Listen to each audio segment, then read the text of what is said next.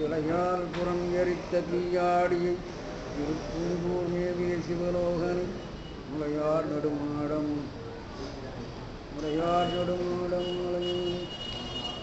இதனேன் என்னே நான் நினையாவாரே.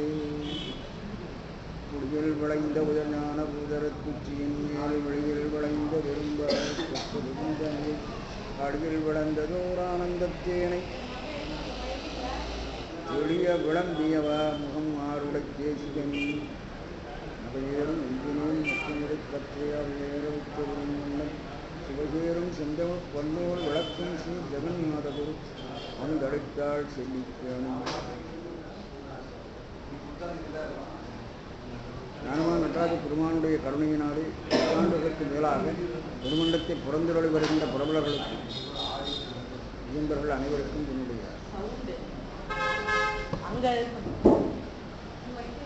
கார்த்திகை தீப திருவிழாவை ஒட்டி 2வது நாள்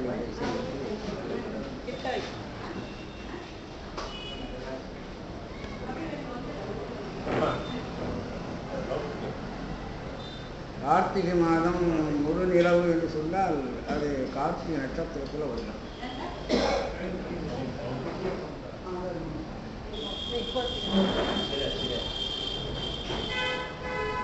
உலகத்துக்கு ஒரு விளக்கேற்றிய மாதிரி முழு நிலவு கார்த்திகை. நாம வீட்டில் விளக்கேற்றுக்கிறோம், திருக்கோயில்களில் விளக்கு.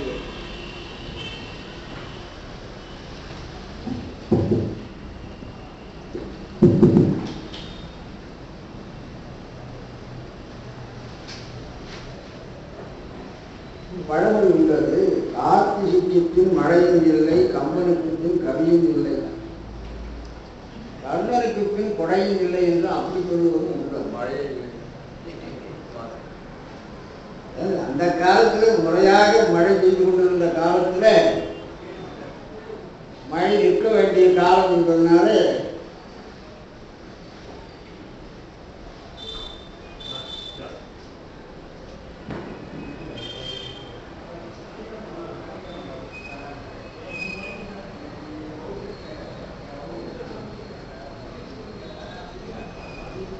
அதனால கார்த்திகை உங்களுக்கு மையமாக வைத்து அவர்கள் சொன்னார். கார்காலம் முடிஞ்சு அப்புறம் குளிர்காலம் ஆரம்பிக்கும்.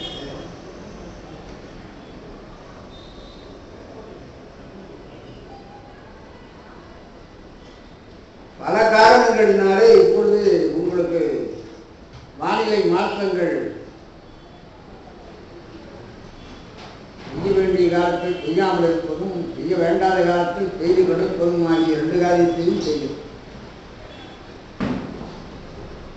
இது அதை வச்சு நம்ம பார்க்க முடியாது. அந்த காலத்தில் அவங்க பண்ணி கொண்டிருக்கிறார்.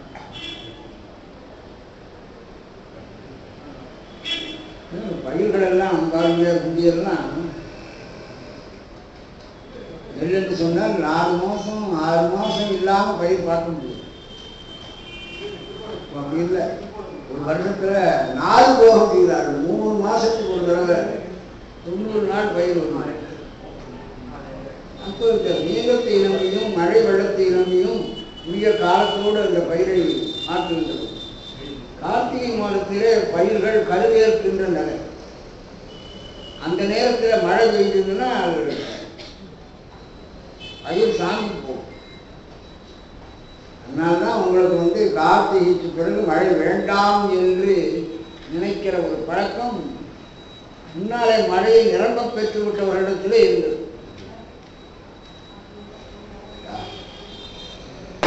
என்ன பண்ணுவாங்க,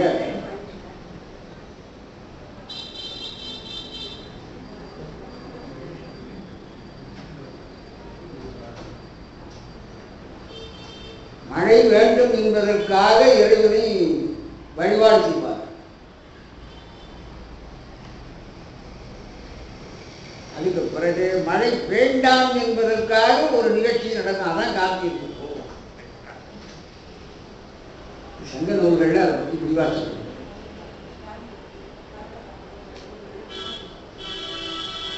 மாறி ஆண்டு மழை மேற்கு உயர்கன கடவுள் பேடிய பரவலமாக்கள் அப்படின்னு மாறி ஆண்டு மழை அமைந்து மழை மேற்கு உயர்க, மேகங்கள் எல்லாம் மேலே போய்விடட்டும், இனிமே கீழே நோக்கி இறங்க வேண்டாம். மழை கால் இறங்கி இருக்குன்னு சொல்லுங்கள, நீ மேலே போனால் அது பறந்து போய் வேற இடங்கள். அதுக்காக என்ன பண்ணுவாங்க, புள்ளிக்கட்டையை கொளுத்தி காட்டுவாங்க. பார்த்தா மழை பெய்யாம போயிடும்.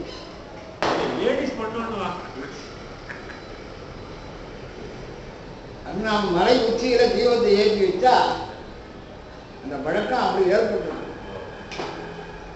அதுலேயும் ஒரு வழக்கம் உண்டு. அது வந்து நம்ம மழை வேண்டுங்கிறதுக்காகவே கடவுளை வேடிய குறவர் மக்கள் என்று சொல்றார். மழை தொழில் உலக மாநிலம் கொடுக்க திசைகளெல்லாம் செழிப்படையும்படியாக மழை தன்னுடைய தொழிலுக்கு உதவி செய்ய வேண்டும், அந்த பயிரிடும் தொழிலுக்கு மழையானது உதவி செய்ய வேண்டும் என்று கடவுளை வழிபட்டவர்கள் அந்த மக்கள். அவர்கள் இப்பொழுது மழை வேண்டாம், மாறி ஆண்டு மழை மேற்கு உயர்க என இப்பொழுது கடவுளை வேண்டுகிறார்கள். நாம் வந்து அது இறை வழிபாட்டுக்குரியதாக செய்கிறோம் சொன்னால், இறைவன் 8 வடிவங்களை உடையவன், பெரிய அன்பூத வடிவாக இருக்கிறான். அது தவிர சூரியன், சந்திரன், யமன், ஆண்.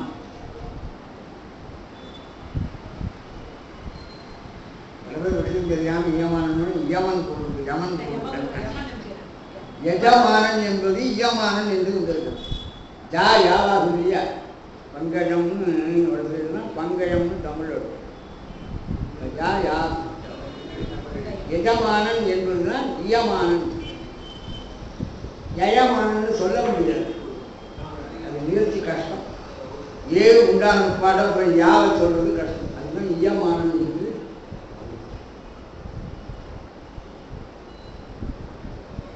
இந்த 8 வடிவங்களிலே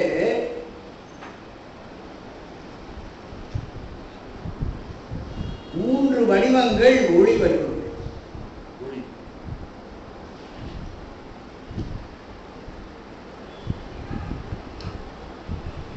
அதனால்தான் இறைவன் ஒளி வடிவினன் என்பதை நாம இப்போ அக்னி வடிவம், சூரிய வடிவம், சந்திர வடிவம் எல்லாம்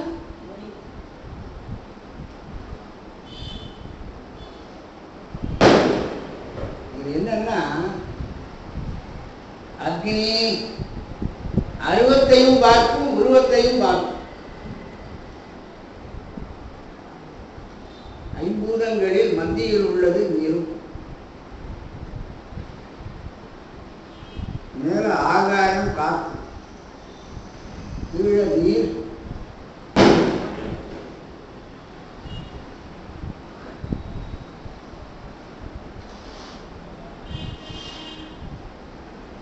நெருப்பு என்ன பண்ணும், நெருப்பு எழுந்ததுன்னா காற்று உடனே வரும். தீப்பற்றி கொண்ட இடத்துல காற்று உடனே வரும். கீழே இருக்கிற தண்ணீர் வந்து நெருப்பை அணைக்கும். இந்த ரெண்டுக்கு நடுவில் இருக்கிறது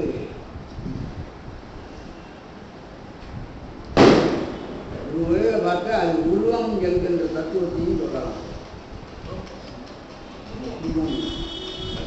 கண்ணால் பார்க்கிறதுக்கு,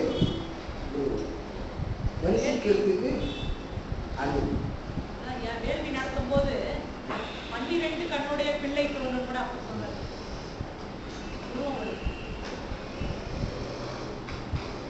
அதனால உங்களுக்கு வந்து இறைவன் வந்து ஒளிவடிவினன் என்று சொல்லுகின்ற பொழுது, அந்த ஒளிவடிவம் அருவத்தையும் பார்க்கிறது, உருவத்தையும் பார்க்கிறது என்ற கருத்துல தான் சொல்லப்படும். பொதுவாக 8 வடிவம் என்று சொல்லுகிற பொழுது தீயும் இறைவனுக்கு ஒரு வடிவமாக இருந்தாலும், இறைவனுடைய வடிவத்தை சொல்லுகிற பொழுது ஒளி வடிவம் என்று தீத்தான் சொல்லியிருக்கிறார்கள் தவிர மற்ற எதையும் யாரையும் சிறப்பாக எடுத்து சொல்லுவது.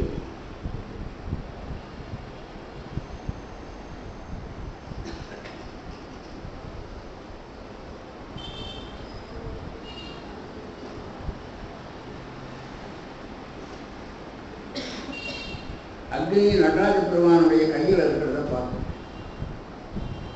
பாதுகாவலுக்கு முனிவர்கள் விட்டார்கள் என்று சொன்னாலும் கூட, அந்த அக்னியை ஏற்றினார்கள் என்று சொன்னாலும் கூட, அந்த அக்னியை தன்னுடையதாக எப்பொழுதுமே அவர் வைத்துக் கொண்டிருக்கிறார். பெருமானுடைய வரலாற்றை பார்த்தீங்கன்னா அதுலேயும் அக்னி வரும். அக்னி சுரூபமானவன் முருகப்பெருமான் என்று முருகப்பெருமானுடைய மந்திரங்களிலேயே அக்னி பூ என்பது முருகப்பெருமானுடைய பெயர்கள் உண்டு.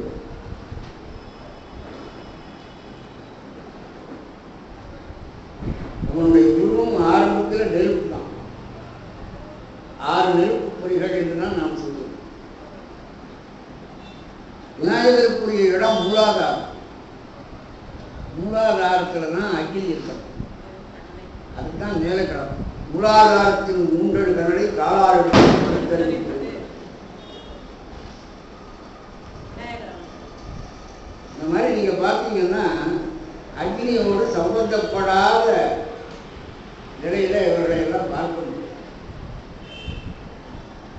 அதனால இவர்களை நெருப்பின் வடிவமாக சொல்லுகின்ற முறையில இறைவனுக்கு மிக பிரீதியான வடிவம் நெருப்பு வடிவம்.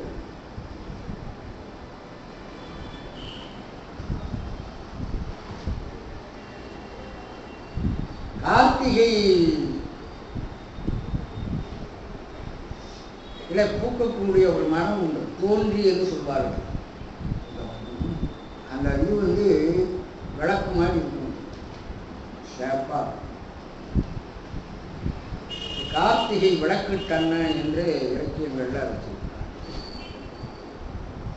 அது இந்த கார்த்திகை மாசத்துக்கும் அது மேலே விளக்கு வச்ச மாதிரி இருந்தால் வீட்டில் நாம விளக்கு வைக்கிறோம். அகல அகலும் திரியும் நெய்யும் ஆகியதெல்லாம் சமய வழியில் இருக்கக்கூடிய சைவம் வைஷ்ணவம் ரெண்டுலையும் திரும்ப திரும்ப ஞாபகப்படுத்திடுவோம்.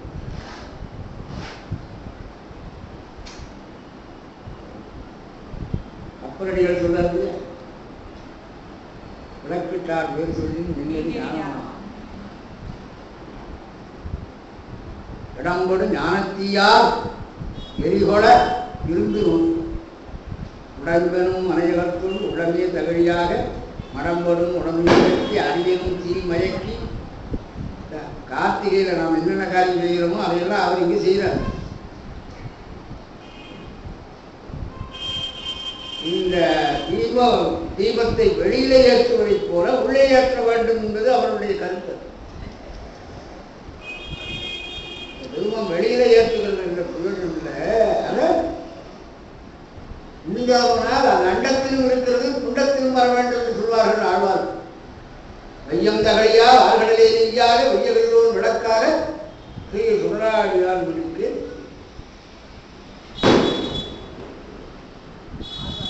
அந்தே தகழியே ஆர்வமே நெய்யாக இருந்துருக்கு சிந்தை விடுதலியா நன்கொரு ஞான தொடர்விளக்கு ஏற்றினேன் நாரணனுக்கு ஞான தமிழ் புரிந்தான். அண்டத்தை சொன்ன வையந்தகழியா ஆறுகடலே நெய்யாக செய்ய கதிரோன் விளக்காக. உலகமே ஒரு அகல் கடல் தான் அதுக்கு நெய், அது ஊற்றுற நெய். அதில் ஏற்கப்பட்ட சுடர் இது அண்டத்தில். இது குண்டத்தில் வந்தீங்கன்னா அன்பே தகழியா ஆர்வமே நெய்யாக இன்புருவி சிந்தை விடு திரியா நன்கொரு ஞான சுடர் விளக்கு ஏற்றினேன் நாரணனுக்கு ஞானத்தை சைவத்திலையும் வைஷ்ணவத்திலையும் இந்த கார்த்திகை விளக்கை உலகத்தில் வச்சு பார்க்கலாம், நம்மிடத்திலையும் வச்சு பார்க்கலாம். இது நமக்கு சொல்லியிருக்கிறார். தொல்காப்பியர் இந்த கார்த்திகை விளக்கை பற்றி சொல்லியிருக்கிறார். ஏரி நோக்கிய விளக்கு நிறையும் என்று ஒரு துறை இருக்கிறது. பாடாண்மை புறக்கணிகள்ல கார்த்திகை நாளில் கார்த்திகை விளக்கு சுடர்வு தெரிந்தால் அரசுக்கு வித்து விடலாம் என்று வேலின் நோக்கிய விளக்கு நிலை, அரசருடைய வேலின் வெற்றியை நோக்கிய விளக்கு நிலையில் இன்று அந்த துறை அமைப்பு. அப்போ கார்த்திகை விளக்கை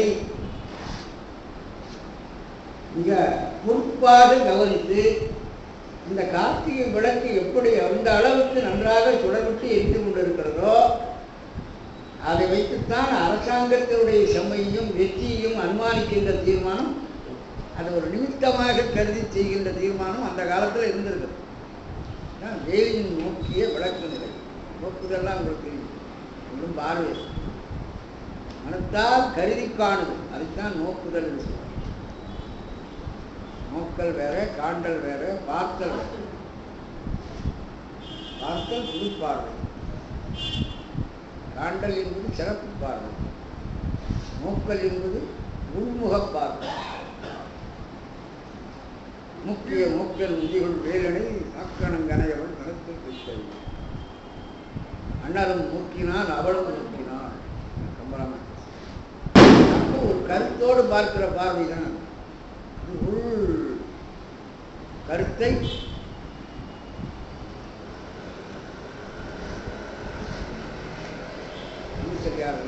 சிந்தாமணியில் திருத்தப்படுகிறது. காதன்மை கண்ணுடைய அடக்கி கண்ணெனும் துணியினால் துன்பொருள் உணர்த்தி தான் தமக்கு எதிர்மை வட கரந்தட்ட வாட்கண் நோக்கு உதநீர் அழக அமுதமும் உலகும் இருக்கும். இங்க வாட்கண் நோக்கு விளக்கில் வேலின் நோக்கிய விளக்கு, வேலின் வென்றியை கருத்தால் பார்க்கின்ற விளக்கு. இந்த விளக்கினுடைய நிலையை பார்த்து வேலின் வென்றியை நினைப்பார். கார்த்திகை மாதத்திலே ஏற்றப்பட்ட விளக்கு சுடர்விட்டு எரிந்தது என்று சொன்னால் அப்பொழுது அரசு செம்மையாக இருக்கின்றதும் அரசனுக்கு எல்லாம் நலம் உண்டாகின்றதும் அதிலிருந்து அறியப்படும். உரையாடும்போது அதை இந்த கார்த்திகை மாதம் தீப திருவிழாவில் ஏற்றப்படுகிற விளக்கினுடைய நன்மையை வச்சு அரசுக்கு நன்மை தீமைகளை சொல்லுகின்ற ஒரு வழக்கம் இந்த காலத்தில் இருக்கு. நோக்கி பார்க்கிற பொழுதும் கார்த்திகை தீபத்துக்கு சொல்றாரு சுடர்விட்குளம் என்பது சொல்லி வள்ளலார் கொண்டு பாசில் வர்றது. அந்த அவர் என்ன சொல்றாரு, சோதியே சுடரே சுடருடைய விளக்கே திருவுடல் மனமுறை வடந்தை பாதியே உங்களுக்கு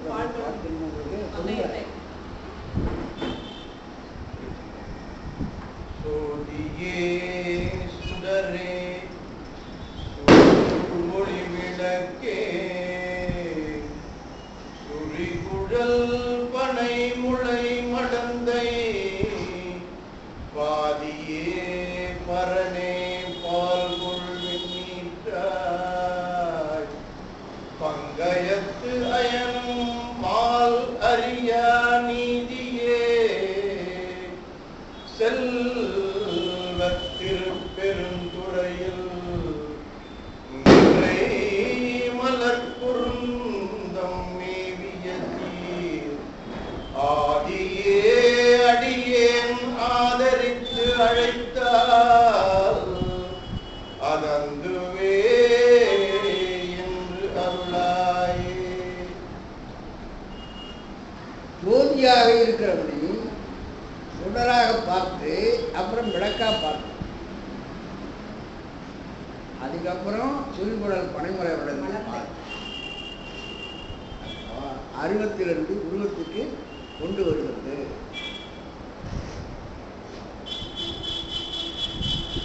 இந்த சுடர் எந்த இடத்துல இருக்கிறதோ அந்த இடத்துக்கு ஒரு கௌரவம் ஏற்படுகிறது. உண்மையில விளக்குன்னா எது? மேல இருக்கிறது. ஆனா வீட்டில் போய் விளக்கு எடுத்துட்டு வான்னு சொன்னா எரியாத அந்த விளக்கு தட்டை தூக்கிட்டு விளக்குன்னு பேர் இருக்குல்ல, அது எதையும் விளக்குறதே இல்லை, ஒன்றும் இல்லை. இல்லை நெருப்பு இருந்தால் தான் விளக்கு. ஆனால் இந்த விளக்கு இருந்த இடமும் விளக்கினாலே பெருமை பெற்று தன்னையும் அதுபோல ஆக்கிக் கொண்டது. முன்னாலே ஞானத்துடர் விளக்காகி இறைவனை நாம் இங்கே ஏற்றினால் அந்த அந்த விளக்கை ஏற்றிய காரணத்தினாலே இது விளக்கு தண்டுக்கும் பெருமை உண்டாயிடும்.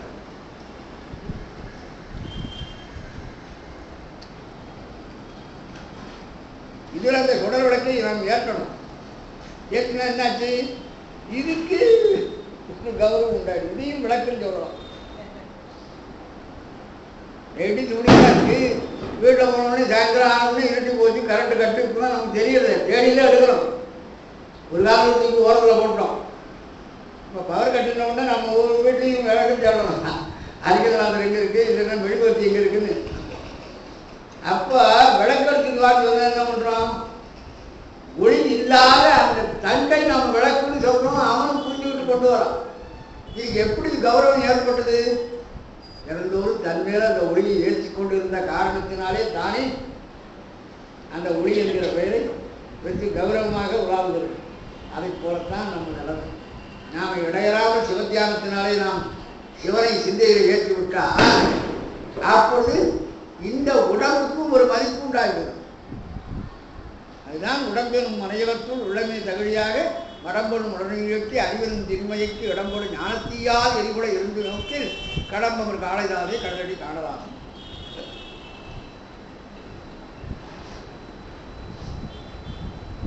எரிசுடர் விளக்கு என்ற இடத்தையும் விளக்கென்றார் போர் என்று ஓமையாக.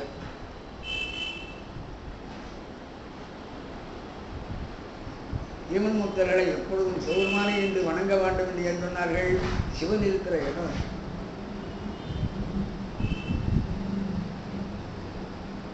அதனால அவர்கள் எங்க பார்க்கிற பொழுது சிவனே என்று அது உதாரணம் சொன்னார். விளக்கு இருந்த இடத்தையும் விளக்கென்றார்.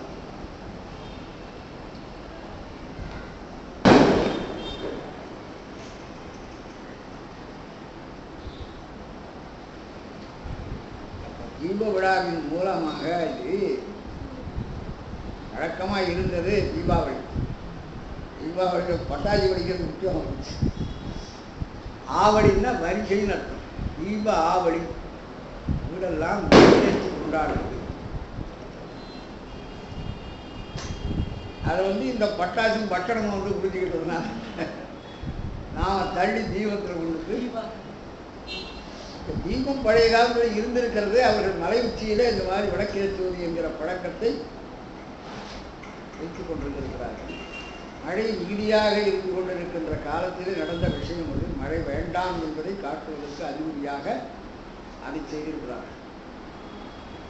ஒளிக்காட்டையை கொளுத்தி அந்த இதை இப்படி காமிக்கிறது மேலே போகணும்னு அவங்க நினைச்சிட்டு இருக்காங்க.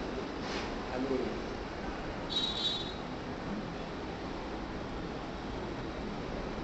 தோல்வி சொல்லும் பொழுது அந்த மாதிரி தான் கார்த்திகை விளக்கட்டான அது கார்த்திகை மாதத்தில் பூ பிறப்புனா கண்ணம் கண்ணமாக இருக்கும். அப்போ அதை பார்த்த மக்கள் தங்கள் வீட்டிலையும் அந்த மாதிரி அகல் விளக்கு ஏற்றி வைக்கிறதுன்ற ஒரு பழக்கத்தை ஆரம்பிச்சு.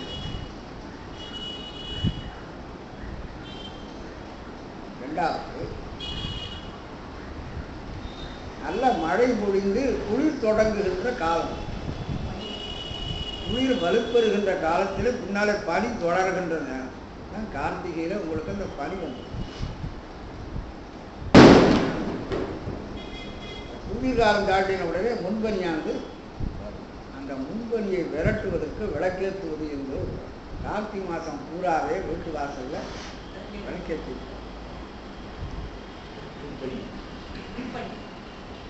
அந்த முன்பனியை விரட்ட வேண்டும் என்பதற்காக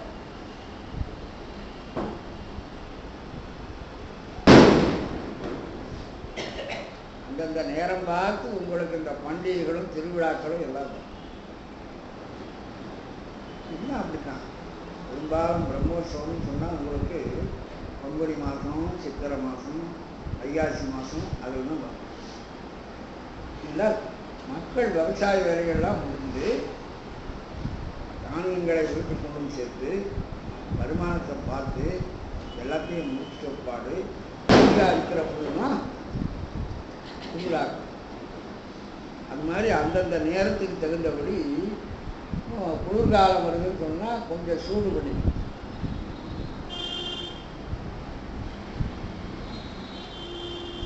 இந்த மாதிரி அந்தந்த காலத்துக்கு ஏற்றபடி ஒரு நிகழ்ச்சி. இது கார்காலம் போய் குளிர்காலம் போய் முன்பனிக்காலம் வருகிறது என்பதனாலே அந்த பனியின் பாதிப்பை குறைப்பதற்காக விளக்கேற்றுதல் என்கின்ற ஒரு சடங்கை சொல்லுவோம். ஒரு நாள் நாம் வரிசையா போராது, தினந்தோறும் அந்த விளக்கேற்றுதல் என்பது காலையில் வச்சுருவோம். ராத்திரி ஏற்றுவது மட்டும் இல்லை, பெரிய காலம் இவர்களில் இதெல்லாம் உங்களுக்கு கார்த்திகை தீபம். நமக்கு கிட்டத்தட்ட கிமு 10ஆம் நூற்றாண்டில் தொல்காப்பியர் விளக்கு விலையை பற்றி சொல்கிறான்னு சொன்னால் அவருக்கு முன்னாடியே இந்த நாட்டில் அவ்வளோ பழக்கம் வந்திருக்கிறதுன்னு தெரியும். அந்த பழக்கம்தான் இலக்கியங்களில் ஏறி அப்புறம் இலக்கணத்தில் வந்துருக்கு. ஐயோ யாத்திரை விளக்குக்கும் ராஜாங்கத்துக்கும் என்ன சம்பந்தம்னு சொல்றாரு. அப்ப ரொம்ப ரொம்ப பழமையான ஒரு வழிபாட்டு நெறி, மக்களுடைய மரபு நெறியில இது அமைஞ்சிருக்கு. மற்ற வகையில எல்லாம் நிறைய சொல்லலாம். விளக்கு என்பது மங்கள பொருள்களில் ஒன்று, விளக்கேற்றுவது மங்களத்தை தரும், அது மாதிரிலாம் நிறைய சொல்லிக்கலாம். சாதாரணமாக நான் சொல்லுவேன். அக்க மங்களங்கள் சொல்கிற காலத்துல விளக்கு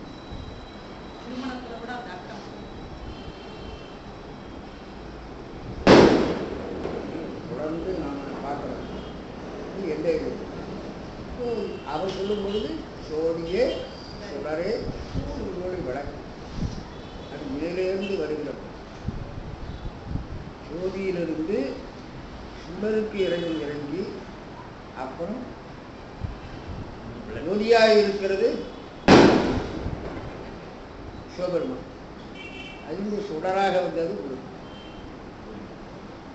புரிதானே, ஒரு சுடர் தானே.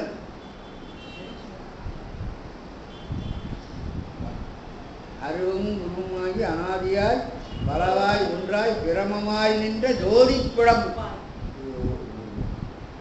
அது ஒரு மேனியாகி, அதுதான் நெருப்பு பொறிகளாக வருகிறது சுடராக. அப்புறம் அது குழந்தையாக மாறி அடையும். இங்க வள்ளலார் சொல்றது அருள் விளக்கு அருள் சுடரே அருட்தோதி தீபம். நாம போற போது முதல்ல விளக்காக பாவிக்கணும். அப்புறம் விளக்கு தண்டு திரி இதெல்லாத்தையும் அகற்றி விட்டு அந்த சுடரை மட்டும் அந்த சுடரையே பார்க்க போது அது ஜோதியாக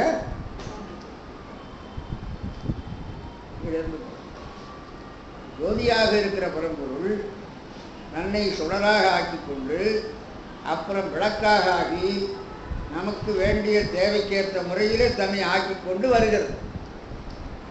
அந்த அருமையில் எளிய அழகு.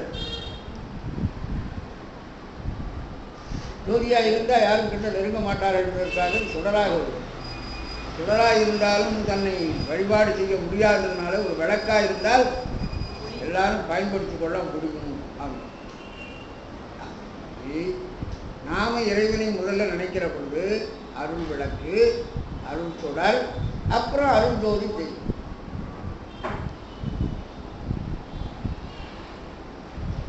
கொஞ்சம் கொஞ்சமாக ரெண்டும் பாருங்க, அது தோட்ட வரிசை ஒடுக்க வரிசை. உறுதியாக தான் விளக்கா வருது. நமக்கு பிடிச்சிக்கிறதுக்கு விளக்கு தான் சௌரியமே தவிர ஜோதி கிட்ட போக முடியாது. முதல்ல இந்த விளக்கை தொட்டு ஜோதியை அடைய வேண்டும்.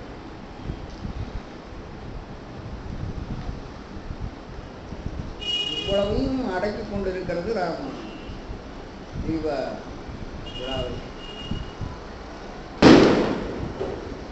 அதை பற்றி சொல்லக்கூடிய ஒரு சந்தர்ப்பம் இல்லை. ஜோதியாக பிரம்மா விஷ்ணு வந்தது, அது அது கார்த்திகை தீபத்தோடு இருக்கிறாங்க. இருக்கு வராது அது சொல்றாங்க இந்த விழா. சூரியக்கு அடிங்கிறது வரம்பே இல்லை. சூரியக்கு அடியது முடியது. ஜோதின்னு சொன்னாலே அளவுபடாது.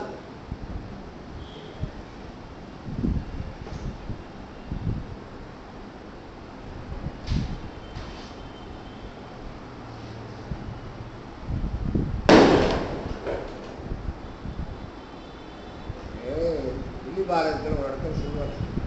அர்ஜுனன் தமிழை சட்டத்தில் ஓரேனும் தனித்தேட ஒளித்தொருளும் இருவாத துருவன்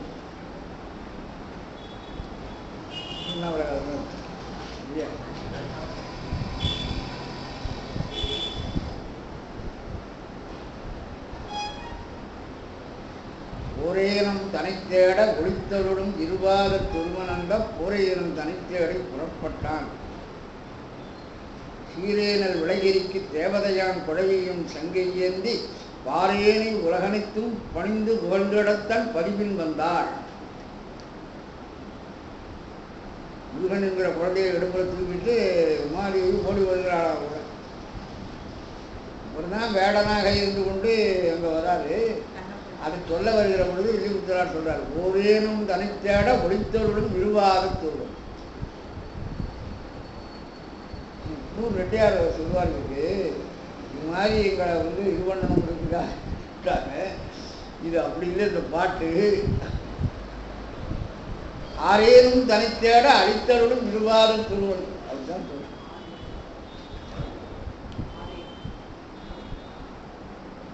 அப்படி இருக்க வேண்டியது ஒரேனும் தனித்தேட ஒளித்தருடன் இருவாதம் சொல்வது.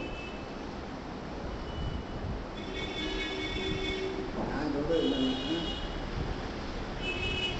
இறைவன் சாதாரணமாக இருந்து அவரை தேடி அழிய முடியலன்னா அதை சரி.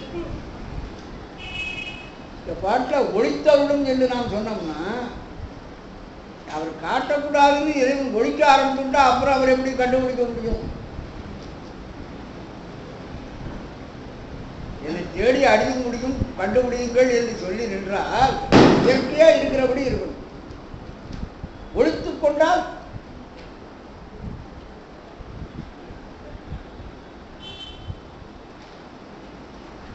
அவர் குளித்து கொண்டதனால்தான் இவர்கள் கண்டுபிடிக்க முடியலையே தவிர அவர் சுபாவமாக நின்றிருந்தாருன்னா அவர்கள் கண்டுபிடிச்சிருப்பாங்க.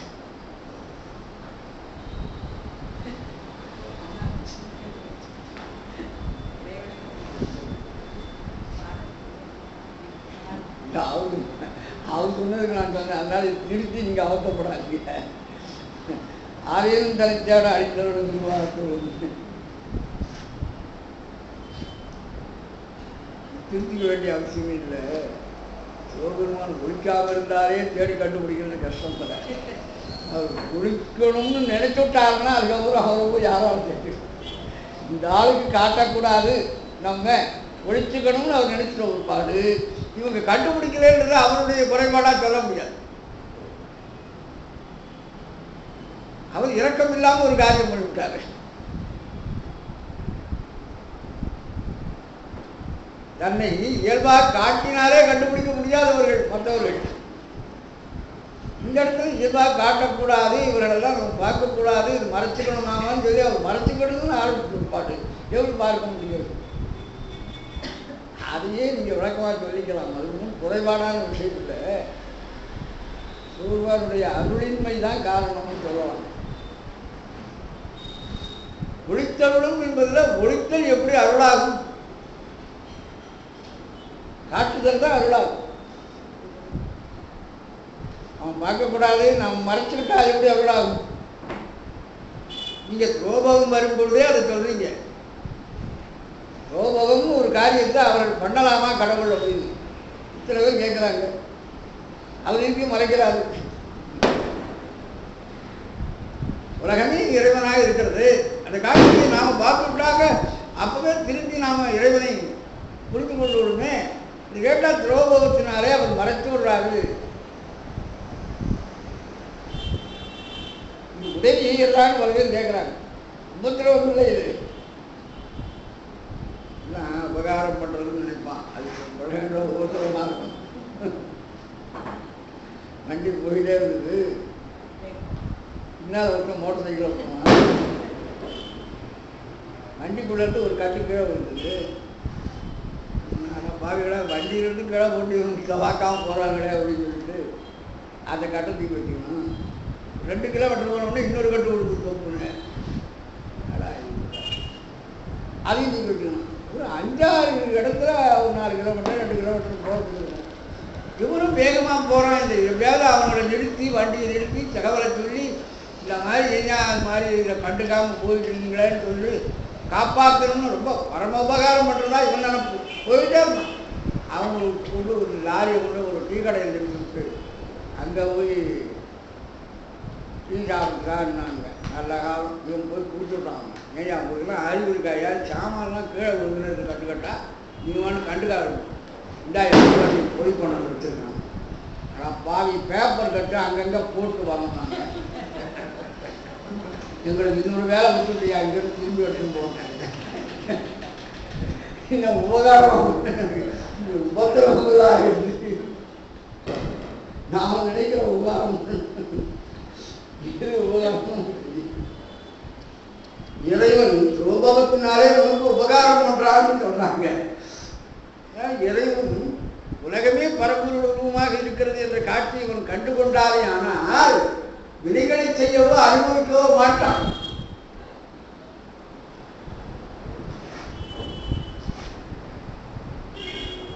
அப்படின்னு இந்த கோபத்தினாலே இறைவன் என்ன பண்றான்? நமக்கு தன்னுடைய காட்சியை இந்த உலகத்தில் வைத்து காட்டாமல் அதை மறைத்து விடுகிறான். பரத்தை மறைத்தது பார்முதல் பூர்வம், பரத்தில் மறைத்தது பார்முதல் பூர்வம். அதனால உபகாரமா என்ன இறைவனே இது காட்டாமல் இருக்கலாமான்னு அங்கே போய் கேள்வி கேட்கிறோன்னு இங்கே போய் ஒழித்து அருள்னு சொன்னால் ஒழித்ததை எப்படி அருள்னு சொல்ல முடியும்?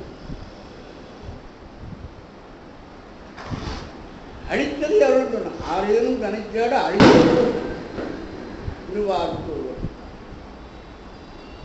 அவர்களுக்கு தன்னுடைய திருவடிகளை தருகிறான் என்று சொன்னால் அது அருள். திருவடிகளை ஒழித்துக் கொள்ளுகிறான் என்று சொன்னால் அது உபசார வழக்காக சொல்லப்படும். பெரியவர் விஷயத்தில் சுவாமிகள் எழுந்தருளினார்கள், சொல்லி அருளினார்கள். அப்போ அந்த இடத்துல வெறும் வார்த்தையா சொல்லக்கூடாது. அந்த இடத்துல வந்தார்கள் போனார்கள் சொன்னாலும் வந்து அருளினார்கள் போய் அருளினார்கள் தான் சொல்லணும். அது உபசார வழக்காக சொல்லப்படும். ஆனால் துரோபகத்துக்கு அப்படி இல்லை. துரோபகம் உபகாரம் தானே தவிர இறைவன் மறைத்தது அருள் தான். மறைக்காமல் இருந்தால் என்ன செய்வான்? இறைவன் எல்லாமாய் இருக்கிறதை பார்த்தவன் எதையுமே செய்ய மாட்டான். ஆணவத்தோடு இருந்த பொழுது இந்த உயிர் எதையும் செய்யாமல் இருக்க மாட்டான். எல்லாவற்றையும் இறைவனாக பார்த்த பொழுது இந்த உயிர் எதுவும் இரண்டாவது எல்லாவற்றையும் இறைவனாக பார்ப்பதற்குரிய தன்மை உயிருக்கு அப்பொழுதும் இல்லை. அதை பற்றி நிற்கின்ற ஆணவத்தின் காரணத்தினாலே அதை பார்க்கின்ற தன்மை உயிருக்கும் இல்லை இல்லையா? குருடனுக்கு பார்வை கொடுத்த பிற்பாடுதான் உறவினர்களின் போட்டோவை அவர்களிடத்தில் காட்டலாம். பார்வையை கொடுப்பதற்கு முன்னாலே உறவினர் போட்டோவை காமிச்சா என்ன பண்ணுவது? படிப்புன்னு தெரிஞ்சு வச்சிருந்தா கூட அவனால் பார்க்க முடியும். ஆணவ அஞ்சாமை நீங்கிய பிறகு உலகத்தை அவனுக்கு காட்டுகிற பொழுது உலகம் இறைமயமாக இருக்கிறது என்பதை அவனால் தெரிந்து கொள்ள முடியும். ஆணவ அறியாமை நீங்கிய பொழுது இந்த உலகம் இறைமயமாக இருக்கிறது என்பதை காட்டினாலும் அவனால் காண முடியாது. அதனால இறைவன் என்ன செய்கிறான்? அவன் தன் முயற்சியினாலே இந்த அறியாமை நீங்குகிற வரையிலையும் உலகாயிருந்து உலகத்தை உலகமாகவே காட்டி அவன் அதிலேயே வாழ்ந்து ஒரு சலிப்படைந்து அதை விட்ட பிற்பாடு ஆணவ அறியாமைக்கு தேவி ஏற்பட்ட பிற்பாடு அப்பொழுது உலகம் இறைவனுடைய வடிவமாக இருக்கிறதை அவன் அறியும்படியாக. அதனால ரோபவத்தை பொறுத்த வரையிலையும் மறைத்தாலும் அது அருள் தான். படைத்தலும் அருள்தான், காத்தலும் அருள்தான், அழித்தலும் அருள்தான், மறைத்தலும் அருள்தான். அருளல் அருள்தான் என்பதை சொல்ல வேண்டியதில்லை என்று சிவபிரகாசத்தில் அது வரிசலாகவே. அதனால இறைவனுடைய அருள் வழக்கத்தில் ரெண்டு பேரும் பார்க்கக்கூடாது என்று அவர் ஒழிக்கிறார்.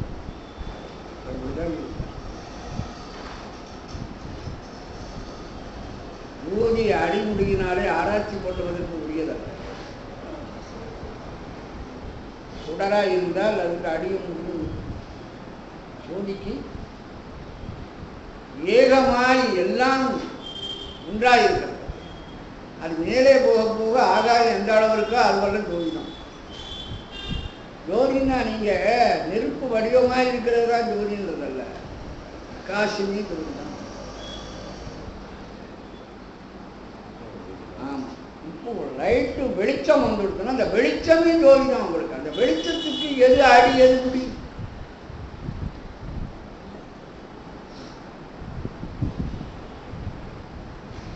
அடிமுடி அற்றதுதான் ஜோதி. அது ஆகாயம் எந்த அளவு இருக்கிறதோ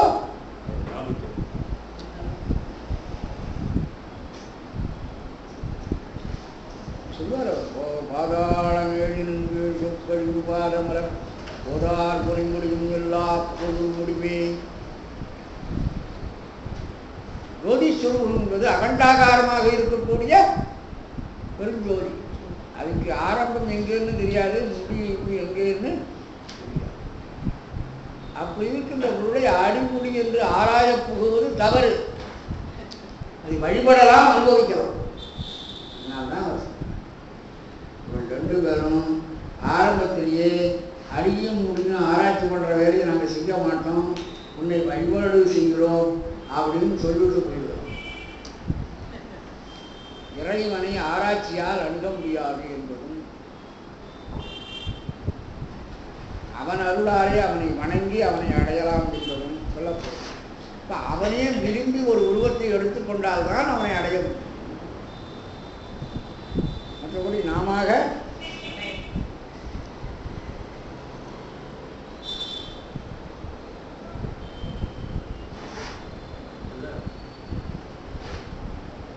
திருமாலும் பன்றியாய் சென்றுணரார் திருவடியை, இந்த ஒரு லைன் வருது இல்லைங்க, திருமாலும் பன்றியாய் சென்று உணரார் திருவடியை. அப்போ வந்து இவங்களுடைய போட்டியை பற்றி சொல்றது இல்லையா? அந்த திருவண்ணாமலை கோயில திருவண்ணாமலையானது அந்த ஜோதி வந்து அப்படி அடக்கினுடைய சரித்திரம் புராணத்துல உங்களுக்கு அந்த மாதிரி சொல்லுங்க.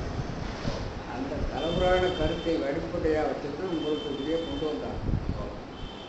அந்த தலத்துக்கு ஒரு விசேஷம் உண்டுங்கிறதுனால திருவோணிக்காவிலன்னா ஒரு சிலந்தி, ஒரு யானை, இதெல்லாம் வழிபாடு செய்யணும்னு சொன்னது இல்லையா?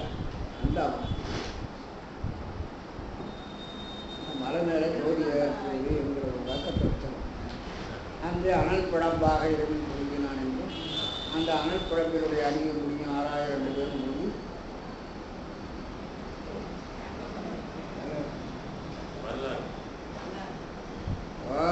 திருமாலும் பிரம்மனும் காண முடியல அப்படின்னு என்ன காரணம்?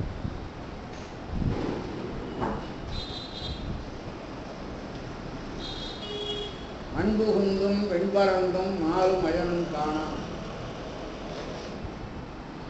மண் புகுந்தும் மின் பறந்தும் மாலும் அயனும் காணாம். இன்னொரு இடத்துல அப்படின்னா ரொம்ப அழகா திருக்கோவையாற்றில்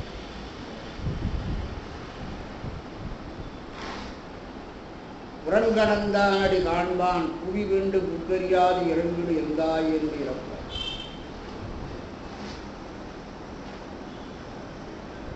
புறங்கடந்தானுடைய அடியை காண்பதற்காக புவி இல்லை விண்டு விஷ்ணுவானவன் பூக்கு அறியாது இறங்கிடு எந்தாய் என்று இறப்பார்.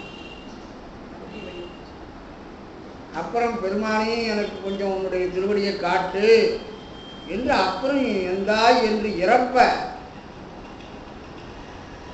தன் ஈரடிக்கு எண்ணிரண்டு கரங்கள் தந்தான் ஒன்று காட்டிட ஒரு காலத்துக்கு காமிச்சாரான், இடது காலம். அதுக்கு தான் அங்கே வந்து உட்கார்ந்துருக்காரு திருமால் வந்து கோவிந்தராஜ பெருமாளாக சிதம்பரத்தில் நடராஜாவுக்கு எதிர்க்க பட்டுன்னு இருக்காரு.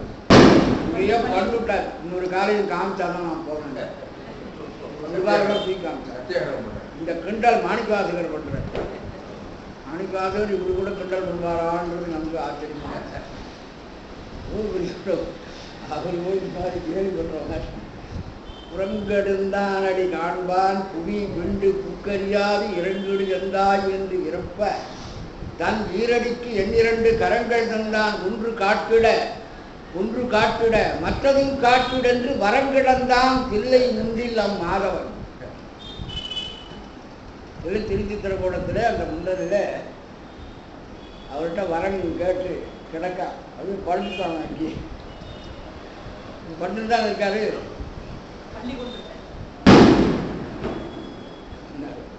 அந்த இடத்துல அந்த வச்சு தான் நம்முடைய தேவாரத்தில் ஒரு பாட்டை திருமாலுக்கும் பிரம்மனுக்குங்க ஒரு பாட்டை ஞானந்த முந்தர்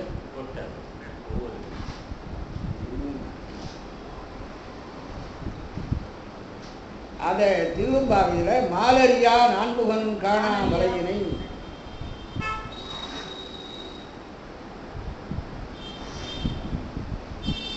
இந்த ஒரு வரி திருவம்பாவையில் இல்லைன்னு சொன்னால் திருவம்பாவை முழுவதும் சாதாரணமாக போயிட்டு இந்த ஒரு வரி இருக்கிறதுனால வைஷ்ணவர்களுக்கு கொஞ்சம் வேதனை தர மாதிரி.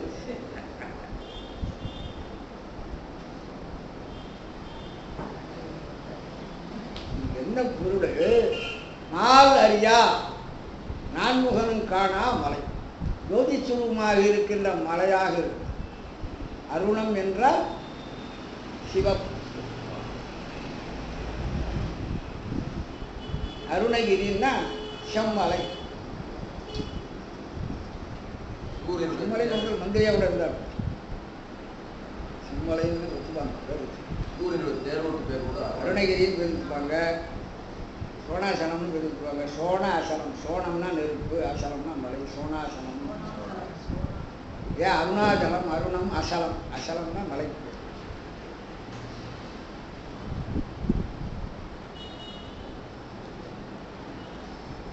அருணதள பாதபத்தும் அனுஜனம் மீதுமிக்க அறிவிரவிதான் அளித்த முதலீரான். அருணதளம் சிவந்ததாகிய இதழ்களை உடைய திருவடி தாமரை. அருணதளம், தளம்னா இதழ் சிவப்பாக, அது இங்கே சோழ செய்யும். அது என்ன ஆச்சு? அண்ணாமலை, நெருங்க முடியாத மலை. நெருப்பு மலையாகினாலே நெருங்க முடியாதது என்ற கருத்தில் அண்ணாமலை.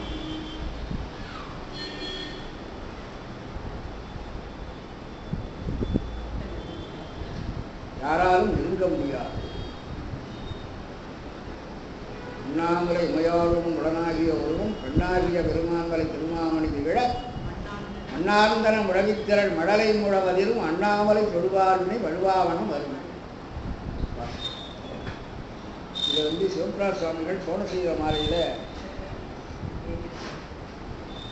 சோன சைலனே கைலை நாயகனே என்பதை மகுடமாக வச்சு பாடிக்கிறார். அது ஒரு அருமையான ஒரு கருத்து. மலைகள் மற்ற மலைகளிலே இருக்கின்ற இதில் அந்த மலைகளிலே பூக்கள் பூத்திருந்தால் எது வேணாலும் செய்யலாம். ஆனால் திருவண்ணாமலையில் இருக்கிற மலையிலே பூக்கள் பூக்குமானால் அது சண்டேஸ்வரர் ஒருத்தருக்குத்தான் போட முடியுமே தவிர வேற யாருக்கும் போட முடியாது. ஏன்னா அந்த மலையிலே பூத்த பூவெல்லாம் சிவப்பிரசாதமாயிடும், சிவபெருமானுக்கு அணிவித்த மலர்களாக ஆகிடும்.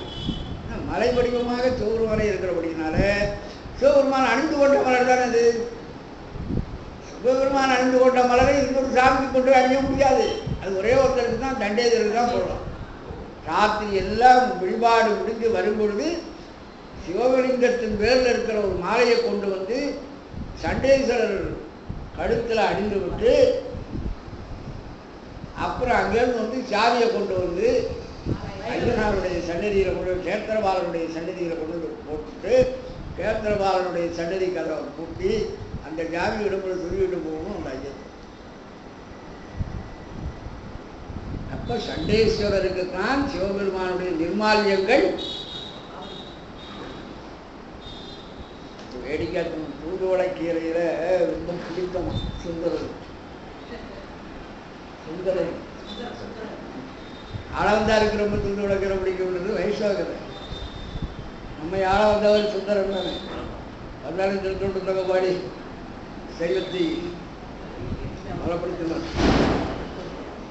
அவருடைய ஆச்சாரிய சம்பிரதாயத்தை ஆளவந்தார் உண்டாக்கினாரோ அது மாதிரி அடியார்கள் திருக்கூட்டத்தை நமக்கு தந்தவர் இவர்தான் நமக்கு ஆளவந்தார் செய்யத்துக்கு.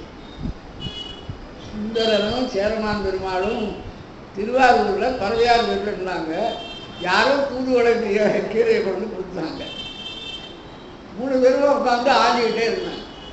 சுந்தரரும் ஆயிராரு, இவரும் ஆண்டாங்க, சேரமான் பெருமாளும் இந்த கீரை ஆண்டாங்க, பறவை நாச்சியாரும் ஆண்டாங்க. ஆய்ந்த கீரையை எடுத்து போகும்போது சுந்தரருடைய கீரையெல்லாம் அப்புறப்படுத்திவிட்டு இந்த 2 பேர் ஆய்ந்த கீரையை வரைக்கும் அந்த அம்மா எடுத்துட்டு போனாங்க. சேரமான் பெருமாள் அவரோட பெரியவர் ஒரு சுந்தரர், அவருடைய கீரையை ஒதுக்கிட்டாங்க. சமையலுக்கு ஆகாதுன்னு சொல்லி தள்ளிவிட்டாங்க. அவங்கள கேட்டே விடுவாங்க. அப்போ சுந்தரர் பக்கத்தில் உட்காந்து சாப்பிட்றார். இவர் சேரமான் பெருமாளும் சாப்பிடுறார். ஆமாம், நீங்கள் சமையலுக்கு இவர் ஆஞ்ச கீரையெல்லாம் விட்டுட்டு நாம் 2 பேரும் ஆஞ்ச கீரையை மாத்திரம் எடுத்துகிட்டு போனீங்களே, என்ன காரணம்? அது சிவனுடைய சேடம் இல்லையா? அவர் சிவபெருமானாச்ச. சிவபெருமானுடைய சேடத்தை அடுப்புல போட்டு வதக்க முடியுமா? இல்லையா? கோயிலில் அபிஷேகம் பண்ணும்போது பாலை கொடுத்து வந்து வீட்டில் காய் போட்டு சாப்பிடுங்களா? செய்யக்கூடாது. சில பேர் தப்பெல்லாம் செய்யறாங்க. அதை கொண்டு வந்து புறத்தை வச்சு தயிராக்கி அப்புறம் இது பண்ணுறதெல்லாம் பண்ணுவாங்க. தவறான காரியம் அது. அப்படியே சாப்பிடலாம், அவ்வளோதான். அதுக்கு மேலே நெருப்புல புருஷனே மனதில் இருக்கான்னு சூடாக சாப்பிட மாட்டாளாம் கும்பல. அவ்வளவு புருஷன் பேரில் பக்தி ஆசை. புருஷன் என் மனதில் இருக்காரு, சூடாகவே என்னால் நான் சாப்பிட மாட்டேன். காரணம் தெரியுமா? அவர் வெந்து விடுவாரு. ஆங்கில திருவள்ளுவர் சொல்றார், அவருடைய காதல் டைம் அந்த அளவுக்கு. திருவள்ளுவருக்கு இவ்வளவு காதல்கள்லாம் காதல் இருக்காங்க. நெஞ்சத்தார் காதல் அவராக வெய்துண்டல் அஞ்சுனும் வேவாக்கன். மனசுக்குள்ள காதலர் இருக்கிற கடினது நான் சூடா சாப்பிட்றதையே விட்டுட்டேன், அவர் வெந்து போயிடுவாருன்னு இருக்காரு. அப்போ சிவபெருமானுடைய பிரசாதமாக இருக்கக்கூடிய சுந்தரர் கைப்பட்ட அந்த கீரையை கொண்டு வதக்கி கலந்து கொண்டு வந்து வைக்கிறதெல்லாம் முடியுமா? இன்னொரு கருத்து சொல்லுவாங்க. அந்த சுந்தரர் அந்த ஆய்ந்த இலைய நீக்கிற பிறகு நடுவுல சிவலிங்கம் சொல்லுவாங்க. அது வைத்தியநாதன் இதே கதை தான், கேட்காத கதை. அவர் கை அந்த அதுக்குள்ள சிவலிங்கம் ஆசிரியர் ரொம்ப இன்ட்ரெஸ்டாக சொல்லுவார். தீவாஜாவுக்கு இந்த கதை சொல்றது ரொம்ப இன்ட்ரெஸ்ட். மாலரியா நான்முகனும் காணா என்பதற்கு நியாயமா பொருள் சொல்லணும். மாலரியா, மால்னா மயக்கம், மயக்கம் உள்ளவர்கள் அறிய முடியாது. யாரால் உலக மயக்கம் உடையவர்களாக இருக்கிறார்களோ அவர்களாலே இறைவன் அறிய மாட்டார். நான்முகன், 4 பக்கம் பார்க்கிறவர்கள் ஒருமித்த சிந்தை இல்லாதவன். ஒன்றி இருந்து நினைவுங்கள். 4 முகமா பார்த்துட்டு இருந்தீங்கன்னா எங்க போய் பார்க்கறது? கோயிலுக்கு வந்தால் அங்கேயும் இங்கேயும் பராக் பார்த்துட்டு வந்து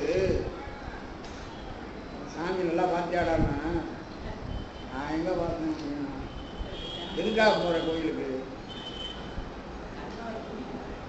நான்முகனும் காணா மலை.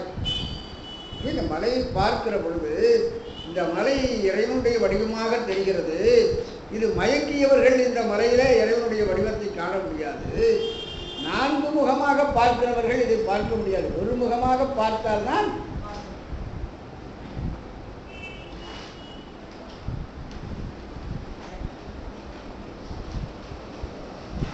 அகனமர்ந்த அன்பினராய் அறிவகையற்று அன்புலகம் அடக்கி ஞான போருடையோர் நம்முள்ள புண்டரிகற்கு உள்ளுரையும் புராணம்.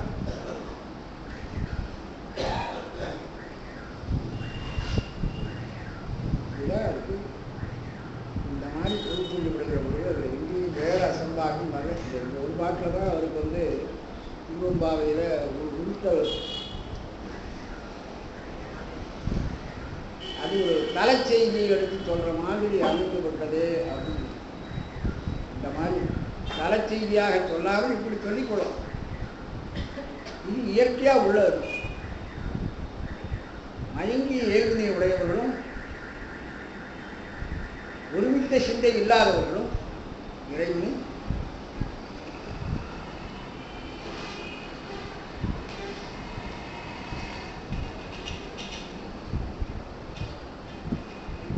நம்ம கோவில்களில் லிங்கோத்பவர் என்று பின்னால் அமைச்சிருப்பாங்க.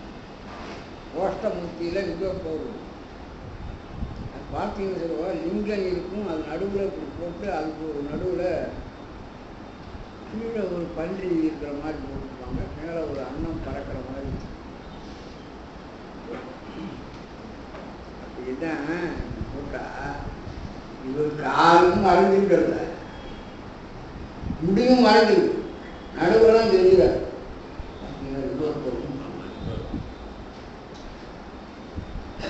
ஒளித்தருளம்ன்றது இல்லையா, ஒளிச்சிருக்கிறது இல்லையா. சுவாமி அப்படியே இருந்தா திருவடி தெரிஞ்சா பரவாயில்ல, திருவடி தெரியாதுங்க. இன்னொரு பவரில் திருவடி அது இப்படிதான் காமிச்சிருப்பாங்க. அந்த லிங்கம் மாதிரி இருக்கும், அதில் இப்படி காமிச்சிருப்பாங்க. நடுவில் இருக்கக்கூடிய திருமணிகளையும் முடி தெரியாது, அது மறந்துடும். திருவடி தெரியாது, மறந்துடும். அதுக்கு அடியில் அகழ்ந்து கூறுகிறாராம். அது கீழே எங்கேயோ போயிருக்கு அந்த திருவடி தெரியும். முடிவில் பறந்து போகிறார், மேலே போயிட்டு அப்போ இறைவன் அடியும் முடியும் பார்க்கக்கூடாதுன்றதுக்காக ஊற்றி வச்சுக்கிட்டாரா என்னன்னு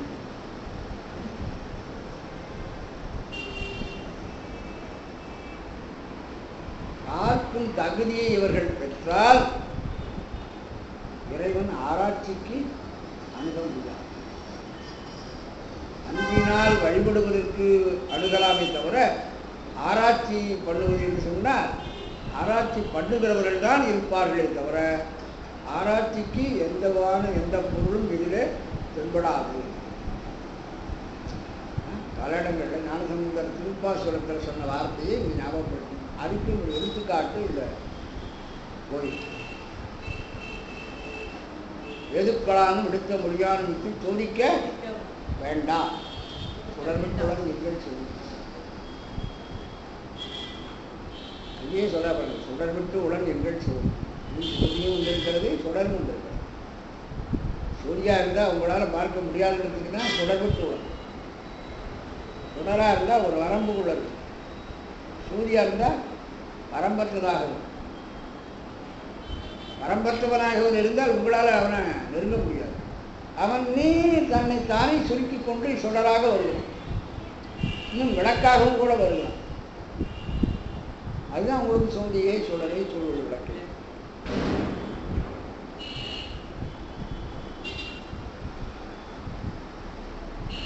படிக்க நான் பல விஷயங்களாக இருந்து இன்னைக்கு அவர் அந்த சிந்தனையை தூண்டி விட்ட காரணத்தினால